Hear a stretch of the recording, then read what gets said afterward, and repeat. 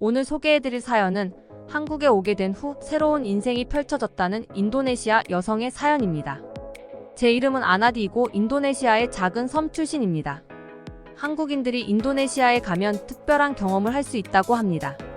마치 스타가 되는 것처럼 열렬한 환호를 받을 수 있다는 것인데요. 인도네시아인들에게 한국은 꿈의 나라이자 오아시스와도 같은 곳입니다. 오늘 소개해드릴 사연은 한국에 오게 된 후 새로운 인생이 펼쳐졌다는 인도네시아 여성의 사연입니다. 찢어지게 가난해서 구걸까지 해야만 했던 이 여성은 한국에 갈 수 있는 기회가 주어지면서 충격적인 변화를 경험했다고 하는데요. 전 아주 가난한 환경에서 힘들게 살았어요. 학교를 다녀야 할 돈이 없어서 제 나이 또래 친구들이 교실에서 공부를 하고 있을 때 저는 새벽 일찍 일어나 일을 해야만 했죠. 그마저도 일이 없을 땐 가족들의 끼니를 위해 구걸을 해야 할 때도 있었습니다. 그 험난한 과정들을 떠올리면 아직도 마음이 찢어질 듯 아픕니다.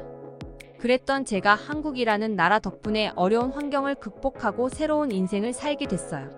어린 시절 지독하게 가난한 환경에서 자랐기 때문에 사람들한테 무시당하고 차별당한 적이 많았어요. 학교에 못 가는 걸 비웃는 아이들을 볼 때마다 가슴이 아팠고 눈물이 항상 글썽거렸죠. 그러나 그런 순간들이 저를 더 강하게 만들었어요. 전 제게 미안해하는 부모님을 원망하지 않았습니다. 몸이 불편한 부모님이 자식들을 위해서 언제나 최선을 다했다는 걸 알고 있었으니까요. 전 가족들을 위해서 일을 해야만 했습니다. 제 나이 또래 친구들은 책을 펴고 공부할 시간을 가지면서 꿈을 키우는 동안 저는 일자리를 찾아다녀야만 했어요. 그러나 어린 소녀가 제대로 된 일자리를 찾긴 힘들었죠. 기꺼이 받아들여야만 했어요. 그래서 남들이 기피하는 힘든 일이라도 기꺼이 받아들여야만 했어요. 하지만 냉혹한 세상은 제게 자비를 베풀지 않았어요. 하루 종일 농장지에서 잡초를 뽑고 수확물을 거두는 일을 했는데 농장 주인은 이런 핑계 저런 핑계를 대며 그에 대한 일당을 주지 않더군요. 제가 아무리 요구를 해봐도 제대로 일을 하지 않았다는 이유로 노동의 대가를 지불하지 않는 겁니다. 어린 제가 더 이상 할 수 있는 일은 없었고 전 그 일로 무척 상심하고 말았습니다. 무시당하고 차별당했다는 생각 때문에 절망에 휩싸였어요. 하지만 어머니와 아버지 그리고 형제들을 위해 마냥 주저앉을 수만은 없었죠. 제가 삶을 벌지 못하면 저희 가족은 끼니를 때울 수 없었어요. 그래서 사람들이 많은 시내로 나가 구걸을 할 수밖에 없었습니다. 전 가난한 환경에서 무거운 삶을 견뎌내며 살아가고 있었습니다. 하지만 당시 저는 이 고난이 영원하지 않을 거라고 생각했어요. 언젠가 제 인생에도 환한 빛이 들 거라는 희망을 잃지 않았죠. 그 순간 거리에서 들려오는 음악 소리는 마치 절 응원해주는 것처럼 들렸습니다. 의미를 알아들을 순 없었지만 멜로디만으로도 마음의 위로를 받았어요. 가사는 미지의 언어로 이루어져 있었지만 뭔가 특별한 느낌이 있었어요. 그 음악은 지친 제 마음을 감동시키며 희망을 주더군요. 마치 저의 고통과 어려움을 이해해주는 것처럼 느껴졌죠. 전 그 음악이 한국의 K-팝이라는 걸 알았죠. 우연히 듣게 된 한국 음악은 제 인생에서 정말 특별한 순간이었어요. 전 그날 이후로 한국 음악에 대한 관심을 느끼게 되었고 가사의 의미를 알고 싶다는 열망이 자라나기 시작했습니다. 한국 음악을 듣고 나서 한국어를 배우고 싶다는 열망은 제 삶을 완전히 바꾸는 결정이었습니다. 하지만 전 한국어를 배울 수 있는 돈이 없었습니다. 그래서 전 한국어를 스스로 독학하기로 결심했어요.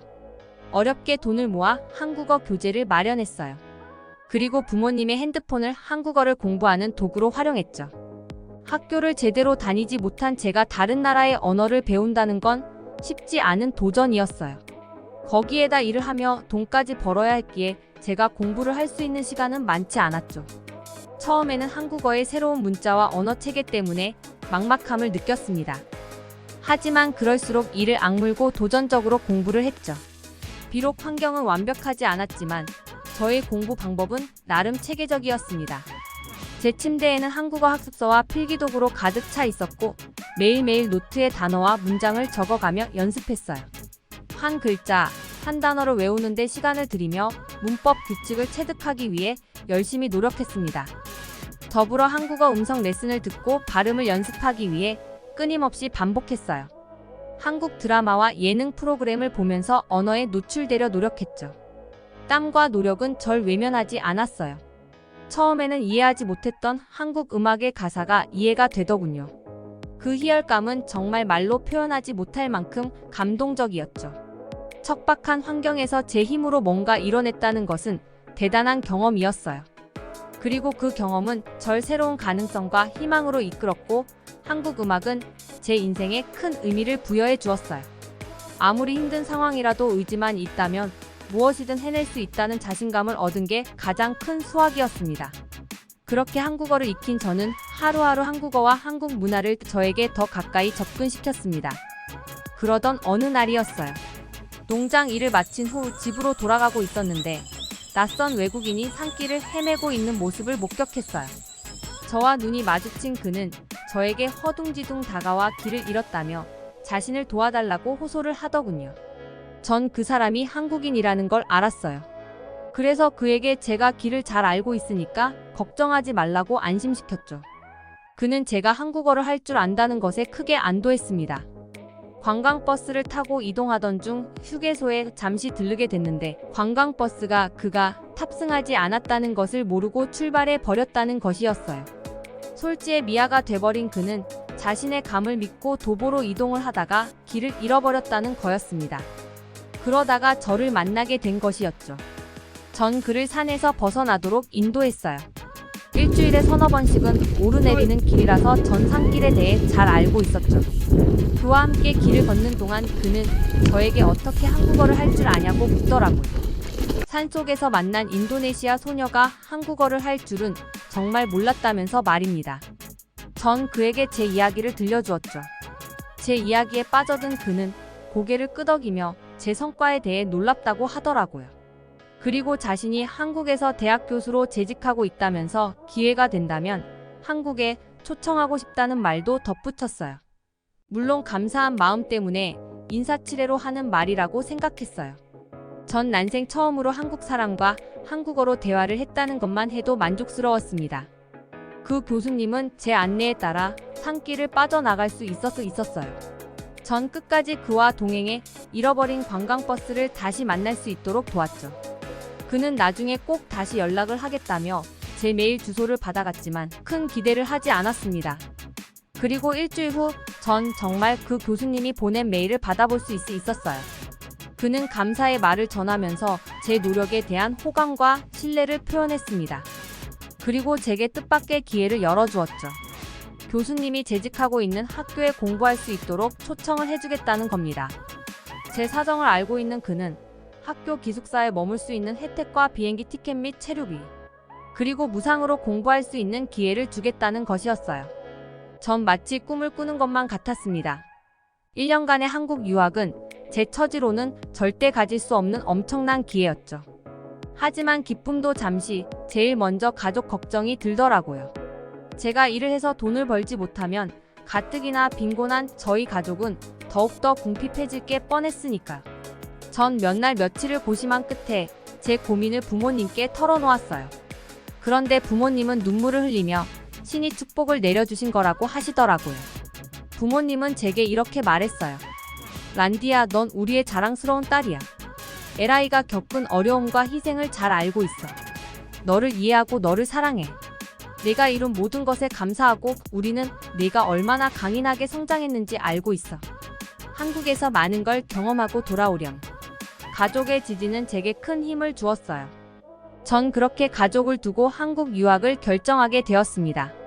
당시 저는 제가 너무 이기적인 선택을 하는 게 아닌가 죄책감에 시달렸지만 제 인생에 다시 올 수 없을 기회를 놓치고 싶진 않았죠. 그리고 어렵사리 도착한 한국에서 전 교수님의 도움으로 한국 생활에 빨리 적응할 수 있었습니다. 청강생 자격으로 한국 대학교 수업을 들을 수 있었고 좋은 친구들도 사귈 수 있었어요. 한국 학교에서의 수업은 항상 새로운 도전이었지만 전 누구보다도 열심히 공부하며 언어와 문화에 대한 이해를 높이기 위해 노력했죠. 교수님과 동기들은 항상 제게 도움을 주었고 그 덕분에 제 한국어 실력은 급속도로 향상되었습니다. 한국에 적응될수록 한국 생활이 너무나 즐겁더라고요. 전 새로운 환경과 문화에 대한 호기심으로 가득 찼고 새로운 경험들을 기다리기가 너무 설레었습니다. 동아리 활동을 통해 한국의 전통 춤과 음악을 배우면서 한국 문화의 아름다움을 더 깊이 이해하게 되었어요. 또한 한국의 아름다움을 만끽하고 새로운 장소를 발견하는 즐거움도 느꼈습니다. 한국 음식 역시 제게 빼놓을 수 없는 큰 즐거움을 주었습니다. 한식 레스토랑에서 다양한 음식을 경험하고 한국의 다양한 맛과 조리법을 탐구하는 것이 어느새 제 일상이 되었죠. 전 시간이 날 때면 한국인 친구들과 함께 밖에서 즐거운 시간을 보냈어요. 그런 경험들은 저를 더욱 열정적으로 만들었고 제 미래에 대한 가능성을 확장시켜 주었습니다. 1년이란 시간은 스치는 바람처럼 금방 지나가더군요. 인도네시아로 돌아가야 할 순간이 다가오고 있었죠. 그런데 바로 그 즈음 교수님의 소개로 한 기업의 통역 아르바이트를 할 수 있는 기회를 얻게 됐어요. 인도네시아 바이어가 한국에 방문하기 때문에 통역이 필요하다는 것이었습니다. 전 기꺼이 그 일을 맡았고 훌륭히 진행했어요. 제게 만족한 회사 관계자는 인턴 신분으로 그들의 회사에서 일을 해보는 게 어떻겠냐고 제안했죠. 그렇게 전 운명처럼 한국 기업에서 2년간 통역 업무를 맡게 됐어요. 그 기회 역시 제 삶의 큰 전환점이 되었습니다. 한국에서 돈을 버는 것이 인도네시아에서 버는 것보다 훨씬 가치 있는 일이었으니까요. 전 한국에서 회사를 다니며 부모님께 돈을 보내드렸어요. 그 덕분에 저희 가족은 과거보다 훨씬 더 윤택한 생활을 할 수 있게 되었죠. 고국에서 일당을 떼어 먹히며 국어를 하던 작은 소녀는 그렇게 엄청난 성장을 하게 된 셈이었습니다. 인도네시아에서 어려움을 겪던 때에는 무엇인가를 쌓을 수 있는 기회가 거의 없었고 미래에 대한 희망조차 미약했습니다. 그러나 한국어를 알게 되고 한국 생활을 하게 되면서 캐나 척박한 인생을 살던 제가 안정된 삶을 살 수 있었어요. 전 3년간의 한국 생활을 마치고 인도네시아로 돌아가게 되었습니다. 그리고 한국 유학 생활과 통역, 업무로 쌓은 뛰어난 한국어 실력은 인도네시아로 돌아간 후의 인생을 환상적으로 바꿔놓았죠. 이런 표현이 맞을지 모르겠지만 그것은 마치 한 편의 눈부신 여정이었고 한국어는 그 여정의 지침서나 다름없었어요. 그렇게 한국어는 항상 저에게 인생의 열쇠 역할을 해주었습니다. 저는 한국어를 능숙하게 구사할 수 있는 능력이 있었던 덕분에 인도네시아의 큰 기업에서 한국 담당자로 입사할 기회를 얻게 되었죠. 인도네시아에서는 그 회사에 입사를 하게 되면 마치 큰 성공을 거둔 것 같은 축하를 듣게 됩니다.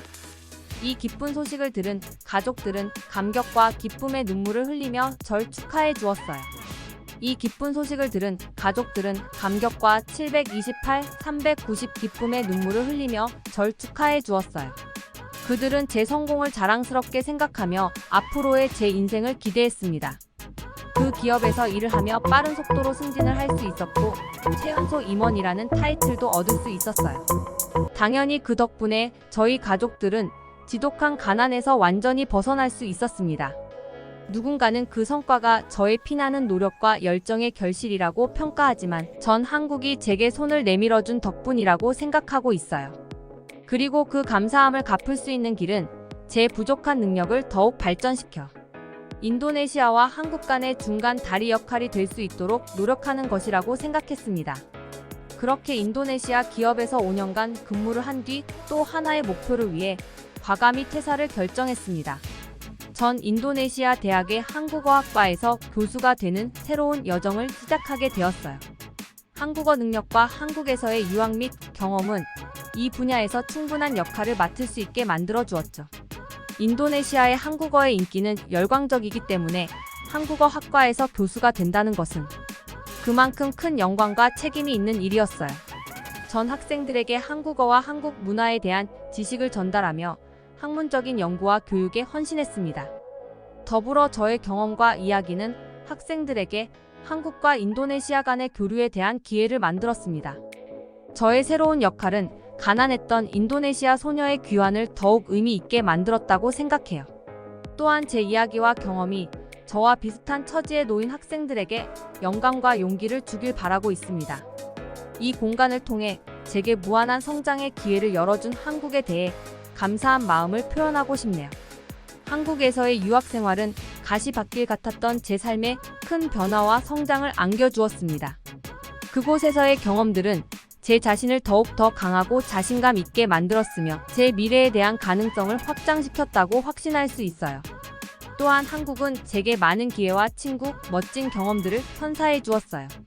한국에서의 통역 업무를 통해 안정된 생활을 영위할 수 있게 된 것도, 인도네시아 유수의 기업에서 일을 할 수 있던 것도 모두 한국인의 도움이 있었기 때문에 가능한 부분이었습니다. 전 한국에서의 경험을 진심으로 감사하게 생각하며 그곳에서의 모든 순간들을 잊을 수가 없을 겁니다. 아울러 한국의 아름다운 자연과 문화, 그리고 친절한 사람들에게도 감사함을 전하고 싶네요. 한국에서의 시간을 영원히 소중히 여기고 기억하겠습니다. 과거의 어려움을 극복할 수 있도록 기회를 준 한국에 대해 영원히 따뜻한 감정을 품고 있을 것입니다. 그녀는 어려운 환경에서도 희망을 찾아내며 성공을 이루어냈는데요. 그녀가 꿈꾸던 희망 속에 한국어와 한국 문화가 큰 부분으로 자리 잡아 있었습니다. 앞으로도 인도네시아와 한국 사이에서 그녀가 할 수 있는 중요한 역할들이 많을 것 같은데요. 양국이 협력하고 좋은 사이를 유지할 수 있도록 이런 한국을 사랑하는 인도네시아인들의 활약이 꾸준히 이어졌으면 좋겠네요. 한국을 오게 된 걸 시작으로 지금은 완전히 다른 성공한 인생을 살고 있는 인도네시아 여성의 사연이었습니다. 듣기 주셔서 감사합니다. 오늘의 영상은 이게 전부입니다. 모두가 건강하길 바랍니다.